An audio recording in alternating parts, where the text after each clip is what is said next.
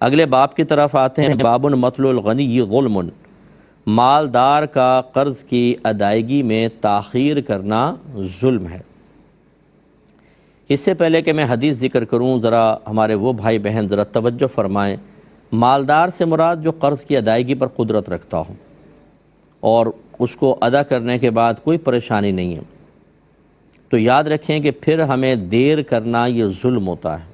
خاص طور پہ جب ایک شخص کا مطالبہ ہو۔ دو چیزیں لے لیں، دو صورتیں لے لیں، ایک یہ کہ آپ ادا کر سکتے ہیں لیکن مطالبہ نہیں ہے،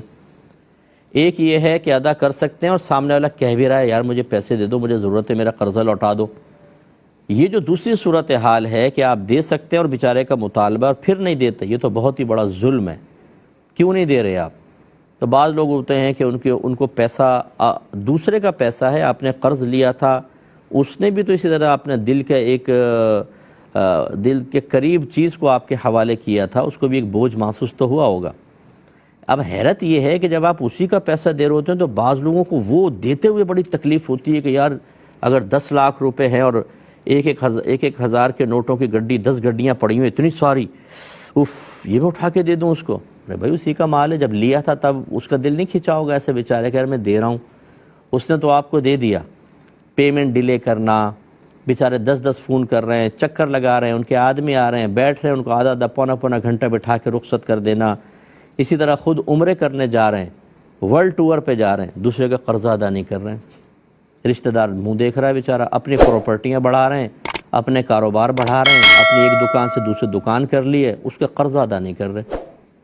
اور بعض اوقات یہ کہتے ہیں بھائی اس کو ضرورت کیا ہے، ماشاءاللہ خوشحال ہے، دے دیں گے کھاتے پیتے،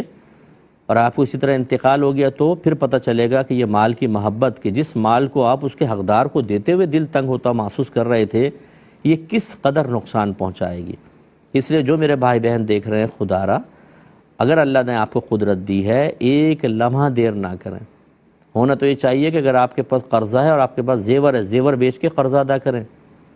اضافی پلاٹ رکھا ہوا ہے بیچیں، اس کو قرضہ ادا کریں، اپنے اوپر سے وبال اتاریں بھائی، فوراً سے پیشتر، اس سے پہلے کہ دروازے زندگی پر ملک الموت علیہ السلام دستک دے دیں۔ اللہ مجھے بھی اپنی آخرت کی اسی طرح بلکہ اس سے کئی گنا زیادہ فکر کرنے کی توفیق عطا فرمائے، جو میں آپ سے گزارش کر رہا ہوں۔ اس لیے اسی طرح جو کاروباری حضرات ہیں، اب جیسے یہ تنگ دستی کا دور، ایسی کورونا کے دن، جو کورونا جب بہت زیادہ ہو گیا تھا، پیسہ پڑا ہوا ہے لیکن یار دے دیں گے تو ایسا نہ ہو مارکیٹ اور بیٹھ جائے فلاں۔ بھائی آپ کو جو خوف ہے دوسرے کے لیے نہیں ہے بیچارے کے، اس کا آپ نے مال لے کے رکھا ہوا ہے، پیمنٹ نہیں کر رہے، حالانکہ آپ پیمنٹ کرنے پہ قدرت رکھتے ہیں، اور ابھی بھی ایسی حالات ہیں جب ہمارے ملک پاکستان کے خاص طور پر، تو جی حالات خراب ہیں، بھائی آپ ہی کے لیے خراب ہیں، دوسرے کے لیے نہیں ہے۔ اصل تو یہ ہے کہ آپ قرضہ ادا کر سکتے ہیں کہ نہیں، دے سکتے ہیں تو دیجئے، آپ حالات کو فیس کریں، وہ کیوں کرے بیچارہ، وہ اس نے آپ کو مال دیا تھا وقت کے اوپر اور آپ دے رہے ہیں۔ اور پھر یہ بھی دیکھیے کہ ہمارا مذہب اسلام اس کی اجازت نہیں دیتا کہ اگر میں نے آپ کو 5 سال پہلے قرض دیا تھا اور 5 سال کے بعد آپ سے وصول کر رہا ہوں تو میں اس پہ کوئی پروفٹ لے لوں۔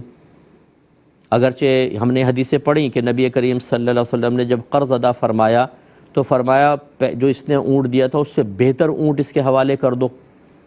دیکھیں نا، نبی کریم نے زیادہ دے دیا۔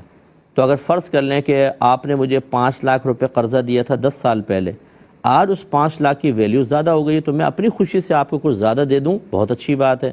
کہ چلو یار تم نے 5 لاکھ روپے 10 سال تک رکھے، اگر تم کاروبار میں لگاتے تو میں نفع ہو تو میں تمہیں تھوڑا زیادہ دے دیتا ہوں۔ چلو یہ جب ہم لے دے رہے تھے، یعنی قرضہ لے رہا تھا میں، اور ہم نے کوئی مشروط نہیں ٹھہرایا تھا، اگر مشروط ٹھہرا لیتے تو سود بنتا، لیکن مشروط نہیں ٹھہرایا، اپنی خوشی سے میں زیادہ دے رہا ہوں، تو یہ آپ کے لیے بالکل طیب اور حلال ہے۔ لیکن مجال ہے کہ جو کچھ زیادہ دے دے، یہ نہیں سوچتے کہ آپ نے قرضہ لیا تھا 2007 میں، اب چل رہا ہے 2022،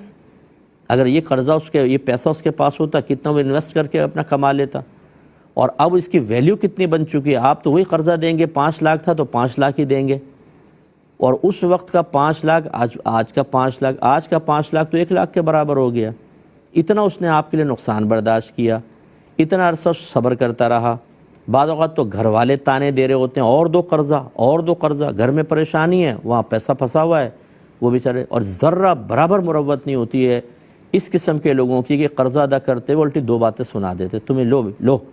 لیجئے بھائی، بڑی تمہیں مصیبت لگ رہی تھی یار، تمہیں بار بار تم مانگتے ہو بار بار، ارے بھائی، اور آپ یہ کر کیا رہے ہیں؟ اتنے سالوں بعد آپ قرضہ دے رہے ہیں، اور وہ بھی تنک کے، اس کے احسان کو فراموش کر کے۔ اس لیے ان تمام باتوں پہ غور کیا کریں ذرا۔ ایک آدمی نے کتنا عرصہ اپنا قرضہ رکھا، اس کے آپ نے پیسے کی ویلیو گرا کے اس کو پیسہ واپس کر رہے ہیں، کون سا کمال کر رہے ہیں، اس کا تو بہت بڑا احسان ہے آپ پر۔ تو خلاصہ کلام یہ ہوا کہ خدا را فوراً سے پیشتر قرضہ ادا کریں، بلکہ میں گزارش کرتا ہوں کہ جن کے پاس، جن کو اللہ نے وسعت دی ہے، جب آپ قرضہ ادا کریں تھوڑا سا زیادہ دیں، اس کو خوشی ہو کہ اتنا عرصہ جو میرا پیسہ بلاک رہا وہ آپ نے تھوڑا زیادہ دیا، ٹھیک ہے نا، یہ بہت ضروری ہے، اسی سے فائدے ہوتے ہیں، اس سے برکت بھی ہوتی ہے۔ لیکن اب جو نبی کریم حدیث بیان فرما رہے ہیں وہ میں آپ کو سنا رہا ہوں کہ 2400 نمبر حدیث پاک ہے۔ حضرت ابو ہریرہ رضی اللہ تعالی عنہ ہی اس کے راوی ہیں، وہ بیان کرتے ہیں کہ نبی کریم صلی اللہ علیہ وسلم نے ارشاد فرمایا کہ مالدار کا قرض کی ادائیگی میں تاخیر کرنا ظلم ہے، یعنی بہت بڑا گناہ ہے۔ ظلم گناہ ہے تو یہ بہت بڑا گناہ ہے تاخیر کرنا۔ آپ کے نامہ اعمال میں جو اس طرح کے سن رہے ہیں مجھے، میری کلپ بنا کے نا آپ اس کو مارکیٹ میں عام کریں، لوگوں کو سنوائیں کہ آپ کے نامہ اعمال میں روزانہ کبیرہ گناہ لکھا جائے گا۔ نبی کریم نے اس کو ظلم سے تعبیر کیا ہے۔ جتنی تاخیر کریں گے اور سامنے والے کو اذیت اور تکلیف ہوگی، آپ کے لیے گناہ جاریہ ہے بہت بڑا۔ اس لیے فوراً سے پیشتر دیں، قرضے ادا کریں، اس طرح کسی کو تنگ نہ کریں۔ اور جیسے میں نے آپ کو سمجھایا کہ اگر اس نے قرضہ کچھ عرصے پہلے دیا تو ذرا اس کا ڈیفرنس تو دیکھیں کرنسی کا، کہ ویلیو کے اندر کتنا ڈیفرنس پیدا ہوا ہے۔ تھوڑا بہت تو اس کو زیادہ دے دیں تاکہ بیچارے کے آنسو پوچھیں۔ جیسے میں نے آپ کو عرض کیا کہ ہمارے جو پیچھے ایک فیملی ہوتی ہے پوری، ہر شخص کے پیچھے ایک فیملی ہوتی ہے، اور وہ اپنی فیملی کا پیٹ کاٹ کے اپنی ضرورتیں روک کر آپ کو مدد فراہم کرتا ہے، اور پھر آپ جواب میں اس کو تنگ کرتے ہیں تو پوری فیملی ڈسٹرب ہوتی ہے۔ اور بعض اوقات ہم نے جیسے دیکھا ہے، آپ بھی اسی معاشرے کا حصہ ہیں، کہ بیچارہ سرپرست وہاں کی اذیت علیحدہ اور پیچھے والوں کے تانے علیحدہ۔ بیوی کہتی میں نے تمہیں پہلے ہی منع کیا تھا کہ نہ دو قرضے۔ اور خاص طور پہ جو سگے رشتہ دار کرتے ہیں، یہ سگا بھائی، سگی بہن، سگی خالہ، سگی پھپھی، ماموں، یہ قرض دبا دبا کر بیٹھے ہوئے، اور رشتے بھی اتنے نازک ہوتے ہیں کہ سامنے والا بیچارہ مانگ نہیں سکتا، کہ مانگیں گے تو خواہ ناراضگیاں پیدا ہوں گی۔ لیکن معذرت کے ساتھ میں لفظ کہہ رہا ہوں، مجھے خود ہی خیال آ رہا ہے، لیکن ہمیں شرم نہیں آتی ہے کہ ہم اپنے رشتوں سے بلیک میل کر رہے ہوتے ہیں سامنے والے کو۔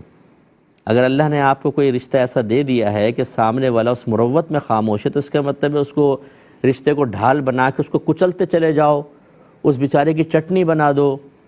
وہ بیچارہ مروت میں خاموش رہے، اور جب وہ مانگنے لگے تم کہو تم ماموں سے مانگ رہے ہو، یار تمہیں شرم نہیں آتی ہے؟ واہ سبحان اللہ، ماموں کو کچھ بھی حیا نہیں ہے کہ وہ بیچارے بھانجے کا اتنے عرصے سے پیسہ دبا کر بیٹھا ہوا ہے، لیکن بھانجا مانگے تو شرم اور حیا کا درس شروع کر دے۔ غلط چیز ہے، ہماری باتوں کا برا نہیں مانیے گا، لیکن خود آپ کے ساتھ ہو تو کیا ہوگا؟ اس لیے فوراً سے پیشتر قرض ادا کریں، اور نہیں کریں گے تو آپ کے نبی نے، میں نہیں کہہ رہا ہوں، آپ کے نبی نے فرمایا آپ گناہ کر رہے ہیں، آپ ظلم کر رہے ہیں، آخرت میں آپ کی گرفت ہوگی۔ اس پر بھی آپ کو توبہ کرنی ہوگی، سامنے والے سے معافی مانگنی ہوگی جتنی آپ تاخیر کریں گے، کیونکہ یہ حقوق العباد کا معاملہ ہے۔ جتنا ہم کسی کے لیے باعث اذیت بنتے ہیں اتنے ہم اس کو معافی مانگنی پڑے گی، اور پھر اللہ سے توبہ بھی کرنی پڑے گی۔ یہ ذہن میں رکھیں، یہاں بڑھتا جائے گا معاملہ، اور ہمیں توبہ کرنی بھی نہیں آتی، بعض اوقات معافی طلب کرنے کا شعور نہیں ہوتا، قرضہ ادا کر بھی دیں گے، بعض اوقات نامہ اعمال میں گناہ لکھا جائے گا، اور بروز قیامت یعنی گناہ لکھا رہے گا، اور بروز قیامت اس کا بھی حساب و کتاب ہوگا۔